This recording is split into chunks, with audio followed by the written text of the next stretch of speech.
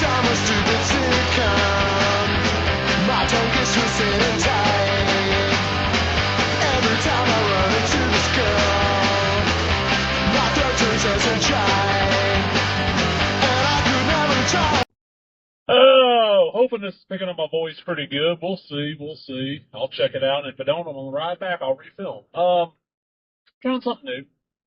The normal film studio is just not available right now. Like I can't get any time in it. The backup one, there's no AC. It is too damn hot. I'm in the deep south. It's too damn hot to be filming in there with no AC. Except late at night. And I ain't been up late at night recently. All right, what are we covering? I'm gonna insert a picture of it here. I'll take a picture of my copy insert. Is the Walking Dead original trilogy DVD set from Shout Factory. 3 discs, each comes on the disc. I think there's bonus. I ain't watching the bonus. Those don't know Walking Dead.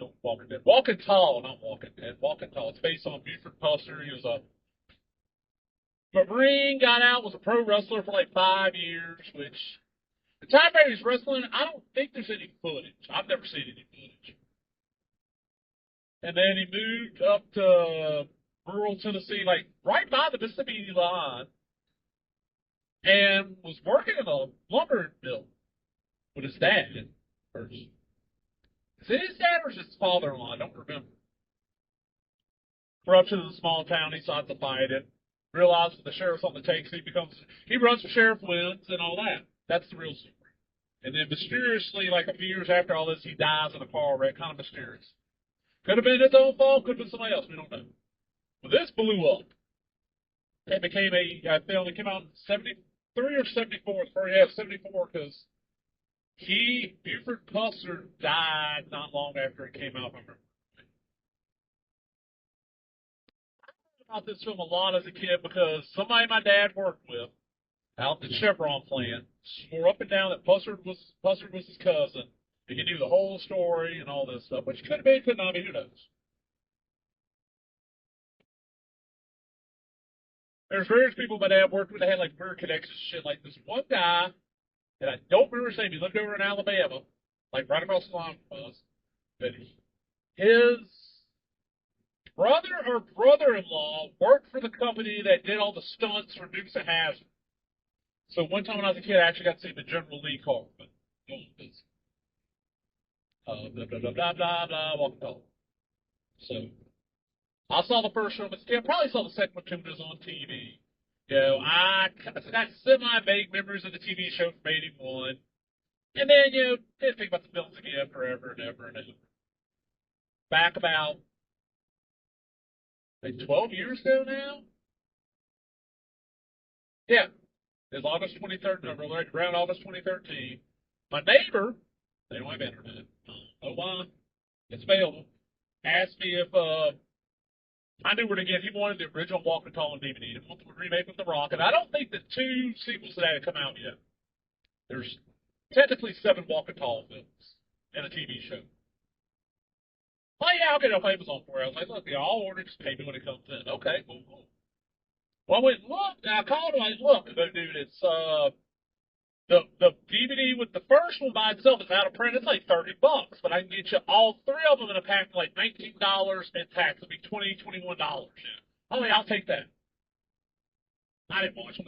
Remember, I brought him over to his place and he came in. He paid me for all that. Didn't watch them.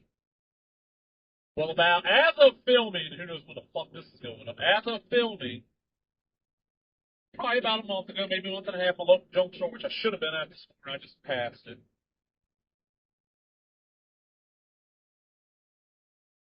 Their DVDs are 50 cents. DVD, Blu-ray, 4K don't matter. TV set don't matter. 50 cents. I found them. Shout Factory said, bought. I was all right, cool. Probably it was more than a month of business before my father had his surgery, and that's why I got it. I knew he's having surgery. It used to be laid up for a while. And I didn't want to sit there and see Western Channel all that. I'll find shit I don't mind watching. Well, get 50 cents. Give me a second. So I go. I paid my blue 50 cents. Got other stuff that day, too. But it wasn't until a couple of mornings ago, I woke up early. I'm out in the living room watching TV. He gets, hey, we put on Walking Tall. Yeah, I'll put it on. And then one day we sat down and watched all three. And I know this is the first time I've ever seen that third one, because I didn't remember a damn thing about the first one. Like the first half of it I remember. The rest of it I did. The second one, pieces of it I remember. Went through each one. Okay, first one, 1974-73. And step back in the late 60s. Leif Garrett's one is Joe Don Baker's Buford Buster. I don't know who that woman is that plays his wife. I've never seen her shows. Leif Garrett's his son. The girl who plays his daughter actually went on to do some other shit, but I don't recognize her. Nobody else really in the cast is super recognizable. Like the main deputy when he becomes sheriff, you'll know the guy's face. I don't know his name. His best friend is this black guy that works at the lumber mill with him. He grew up with him. He becomes one of his deputies. He's enough of one where you'll know his face. Then there's like a corrupt mayor or something like this shit. Guys hire him. No, you know the face and the voice, but I don't know where I know him from. Moves back to this area, starts working at the lumberyard. Now, buddy is, I take you out and I grab some beers and shit. Take you to the Lucky Spot, I think was the name of the place. It's a whorehouse, casino, bar. Now, here's the thing, they're in Dry County, I'm fairly sure, because they mentioned moonshine distilleries, and you don't have moonshine unless it's Dry County. Usually you don't have moonshine unless it's Dry County. Now moonshine's legal in Tennessee, but back then it wasn't. When he busts the house cheating at a game of craps, calls him out on it, they beat the living shit out of him, leave him laying in the ditch, like stab him a bunch, and leave him for dead. He gets found. After he heals up, he takes a big ass board, like a big ass tree limb from his work, shaves all the bark off, and kind of makes it round, almost like a baseball bat. It's a hickory stick. It goes to that fucking nightclub and just beats the shit out of everybody. Gets taken to trial, and the jury won't convict him because when it comes time to do this little courtroom, it's like an old Southern courtroom. There's no AC. You can tell everybody's sweating ass off. You got big old burly Joe Don Baker. Oh, you want to see his rips his damn shirt off? He's got like cut wounds, all scars, cut wounds on his chest, back. I was stabbed out of. So they set him free, and that's when he realizes, okay, this sheriff's after my ass, so I got to become sheriff. Sheriff's getting ready to sign for sheriff election, so he runs with. And he's taking out all the crime. And towards the end of it, he's going out like he's pissing off people higher up because the sheriffs and all them are on the take for these nightclubs. I'm sure. Let's say that nightclub makes $100, they're giving 25 of that to the sheriff. They're giving a cut. He's going out for a ride with his wife. They get ambushed by guys with machine guns. The car gets shot. She dies. He gets shot in the face and all over. And he's left to die. Ends up. They don't think he's waking to her funeral. He shows up to her funeral. Afterwards, goes and runs his car through the front of the Lucky Spot Casino, destroys the place, comes out, waiting for get arrested. All the locals show up in their car, start pulling the casino tables out, shit, setting them on fire, and then he's sheriff, even though he's done all this illegal shit, We gotta, glorify and justify this cop that's breaking a bunch of law. I mean, he's trying to do right, but goddamn, you're breaking too many laws doing you right. There's a line you can't cross, Mr. Cop here. Alright, so that's the first one. The second one, this was a huge chip. Well, I read up on it. It played little rural areas, and it so it became a big, huge. Made $40 fucking million. It cost under half a mil, half a mil to film. It was cheap. Huge hit. So 2 years later to make a sequel, they can't get Joe Don Baker back. They got Bo Simpson, who I'm I know this guy, and oh god, I never realized this before. Besides the hair, the face and the tall lankiness, he looks like the guy that played the dad on the middle. He was janitor on Scrubs. I don't know that guy's name. I love him to death, but I don't know his name. And this is when the film quality drops. Second one set quite a few years after the first one. His wife's dead.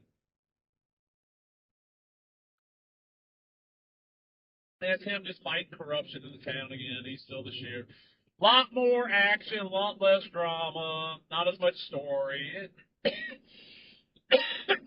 It's one where, as the first one, I can see myself going back once every few years. I'll watch Walk and Talk. That's pretty good. The second one is more action, less story, kind of like the Rock remake. And it's okay. I don't really see. If it's got a commentary, I can see myself going back and watching it every once in a while. I don't know. It's got bonuses. I didn't see the bonuses. My father's on bonus guy, so you don't give a shit about trailers and all that stuff. I do. When we finish that one, I'm fuck it, we'll watch the third. Walk and Tall 3. Now, the second one ended with him not being a sheriff anymore, and they mentioned, the actor Buford Pusser was contacted to play himself in the second film, and he died before they started filming. So they're talking about his wreck, and it ends with him dead. They show that at the end. They talk about it. The third one starts off 1 year after his wife died, so it happens before the second one. So you're like, okay, yeah, kind of weird, but all right. And I mean, you don't. Before I even saw that, because that was a clue. Okay, this ain't gonna be great. The biggest clue, and I hate saying this, but by this time frame, it makes sense.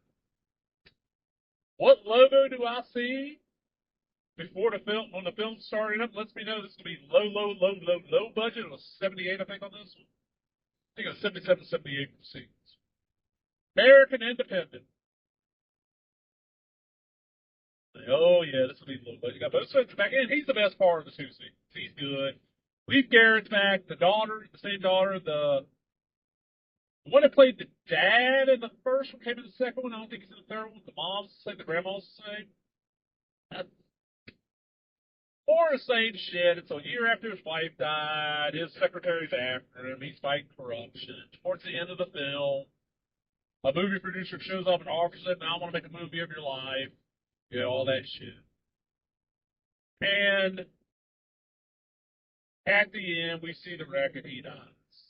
It was not. It was the absolute worst of the three. And I don't know if it's the worst of the entire run. I've not seen there's a 4 after this I've not seen. I'll go through those in a second. Good little film.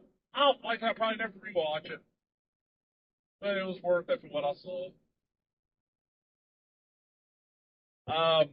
Paid 50 cents, so that's what? 15, 30. What, 17, roughly 17 cents a film? Yeah, I got my money's worth. The rest of the Walking Talls. I don't think I'll ever cover these. Okay. There's one that came out in 78, made for TV, called Real American Hero with Brian Dennehy, also known as Hard Stick. This is one where either it is public domain or people assume it is, or it's extremely cheap to license. Back when dollar DVDs were everywhere, you remember dollar DVDs? Little Sunline cases. This film was everywhere. I just never grabbed it. Never seen them. It's on YouTube. I plan on watching it soon. Then we have the new ones. And, okay, the original 3, and I'm pretty sure the Brian Dennehy one, the lead character's named Buford Pusser.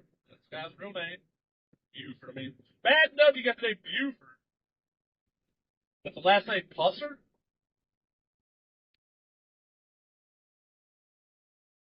Probably why he's bad, actually. The kids at school call him Buford Pussy. Buford Pussy! We go. So, by the Rock one, he's Chris Vaughn. And he's, out of the service. He comes home. There's a bad drug epidemic in his town. I think it's been, I can't remember. I ain't seen it in a long time. He goes and fights. There's a casino in town, all this shit. He goes and fights corruption, becomes a cop. Johnny Knoxville's his sidekick. It's not bad, but here's the weird thing about this movie. It is extremely short. Extremely short. I remember one time when it aired on TBS, TNT, one of those, cut for TV. And this is a PG-13 movie, so I really don't think they had to cut it. I don't remember seeing anything cut. They had set up the movie aired in a 2-hour block like they used to back then. Now this is an hour and a half movie, it's a 3-hour block. They aired it in an hour and a half. Which means you probably got 40 and 50, 55 minutes. So they cut a little bit, but not much. It's okay. It was a big enough hit that they made 2 sequels, renamed the lead character instead of, they will get the Rock back. These are direct to video, baby. Direct to Tubi. Tubi should revive the damn Walking Tall.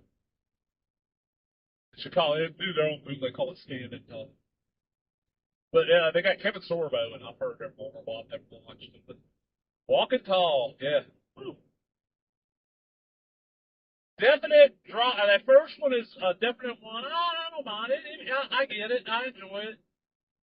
I grew up in a I grew up out in the country area outside a smallish town. Not like the one this film set in, but close. But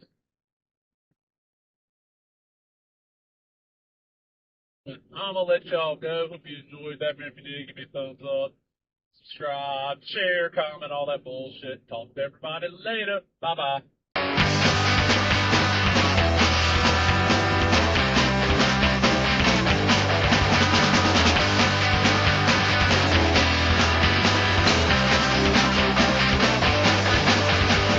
Just like in time, a stupid sitcom. gets twisted